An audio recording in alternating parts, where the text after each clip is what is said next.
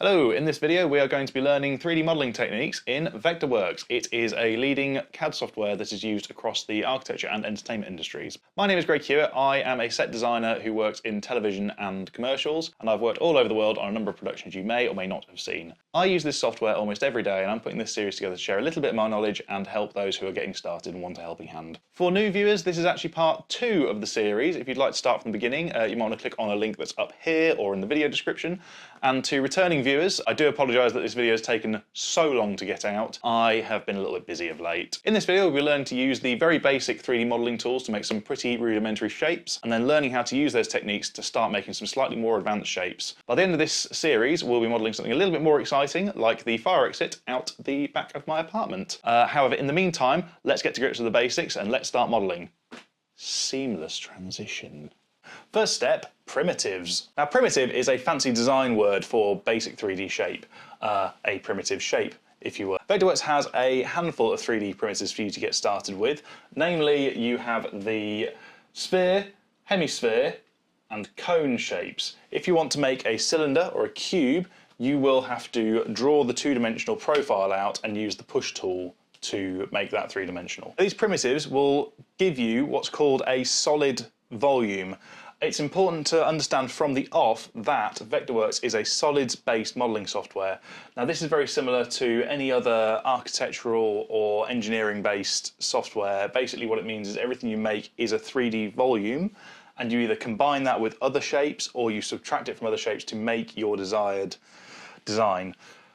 This is in contrast to something that might be surface-based or polygon-based that allows you to manipulate individual surfaces. It can be a bit odd to get used to first, but we will get round to that. But it's worth noting from the off that what you have here is a solid-based volume. So what you might do in this workflow is you would start off with some basic shapes to block out your overall design, and then you might want to add some details. So if we were to use the sphere tool, we would simply select it and we would choose which version of the sphere tool we want from the top left here. We're going to keep it in radius mode, and I click where I want the start of that sphere to be, and I move my mouse in the direction that I want to expand it out with.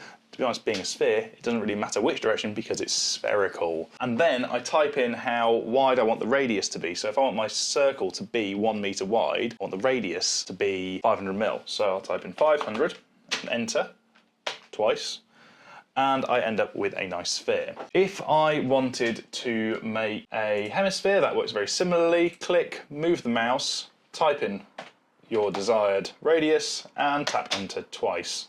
The reason I'm tapping enter twice is some shapes you might type in your coordinates and it just wants to double check in which direction you want those coordinates to go. So that's the reason you have to type it in twice. And then the cone works in a very similar fashion. So if I select the cone tool, I then click the centre of where I want it to start, and I move my mouse outwards in the direction I want the radius to move. And I type in 500.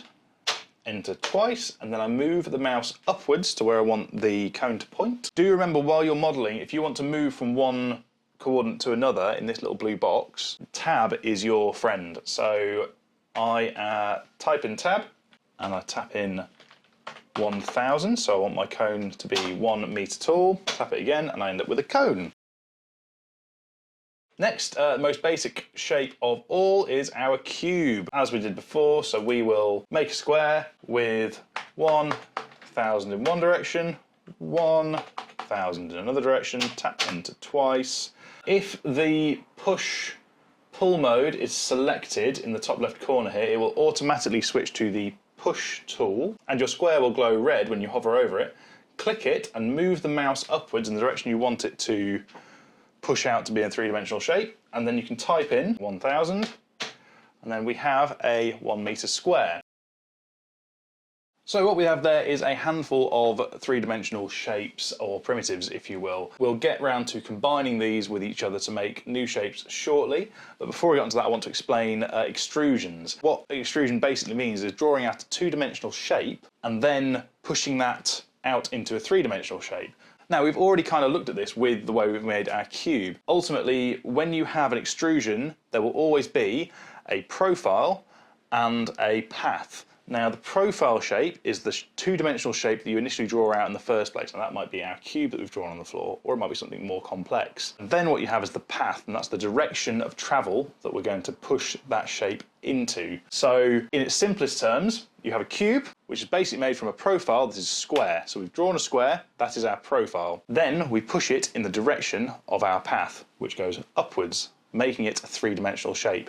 That is an extrusion, and that will tell you that's an extrude. And the cube here, we know it's a cube, but as far as the software is concerned, in the top right in the info panel, it calls it an extrude. You might use extrudes in future to make more complex shapes. So you could make, for instance, a wooden moulding by drawing out the profile of that moulding and then pushing it outwards to make that length of timber.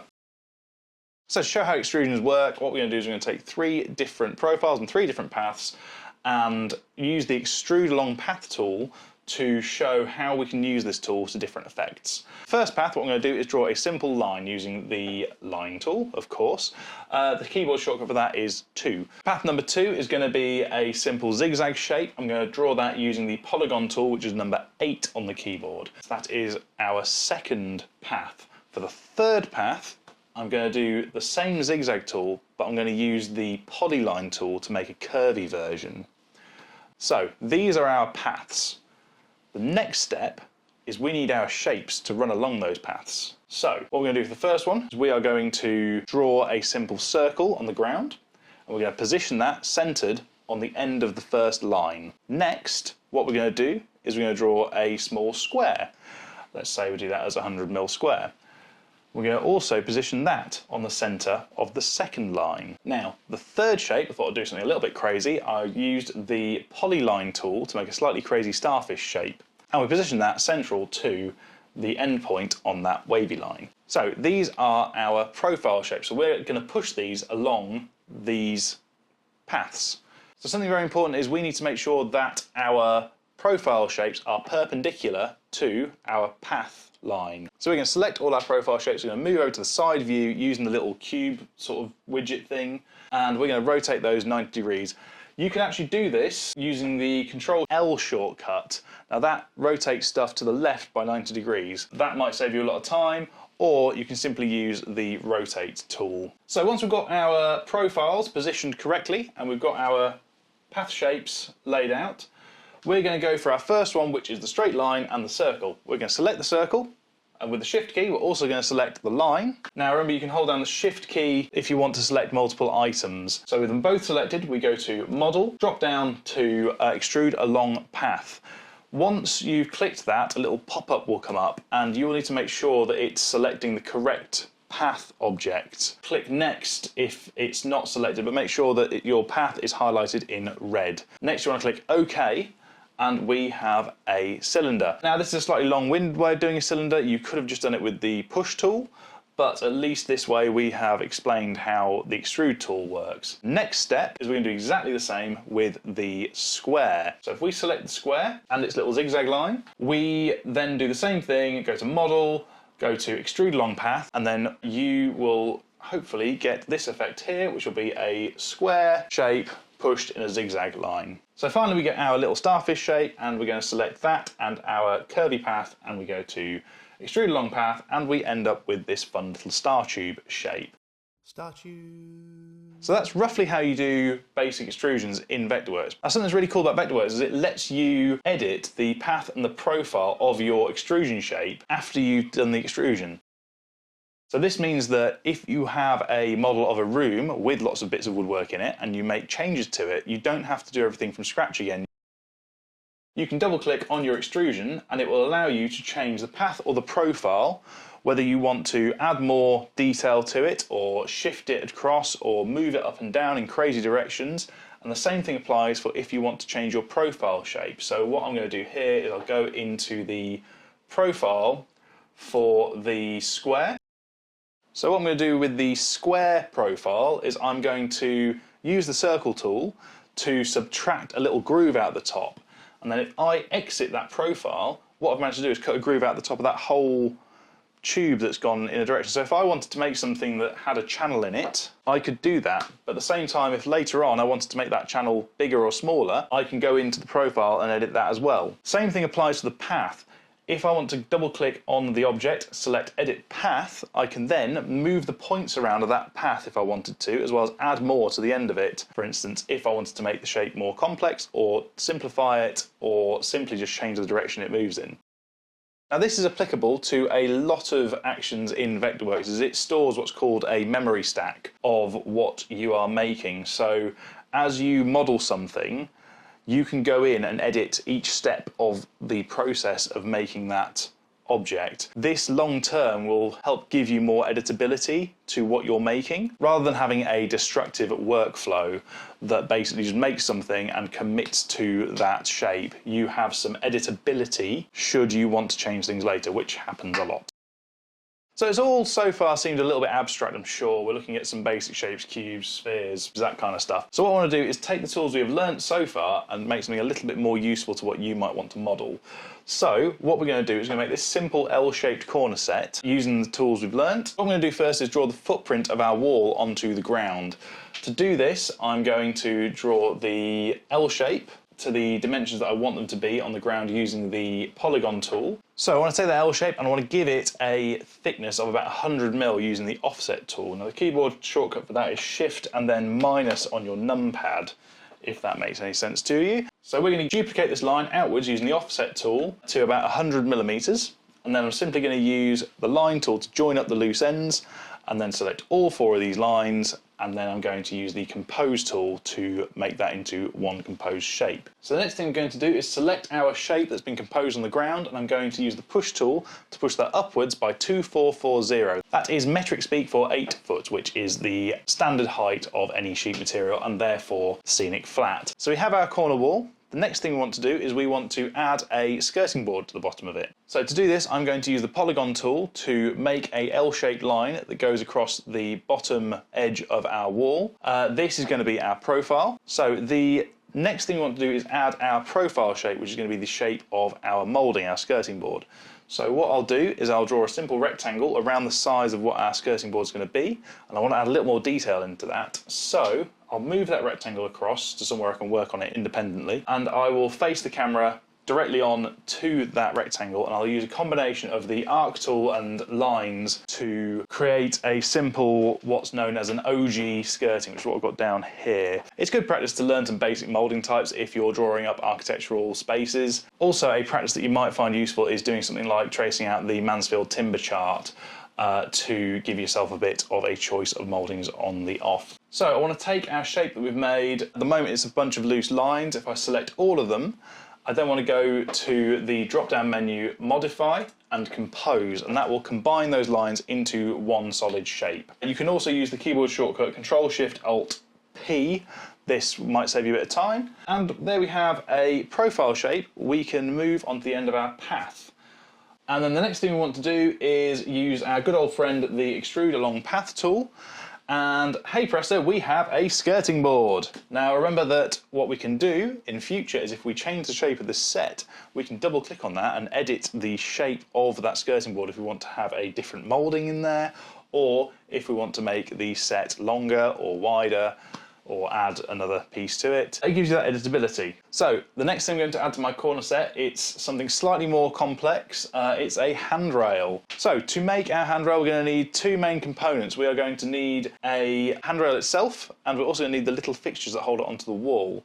So what I do to initially make the handrail itself is I draw the L shape, much like we did for the skirting board, and I offset that in from the wall by about 100mm.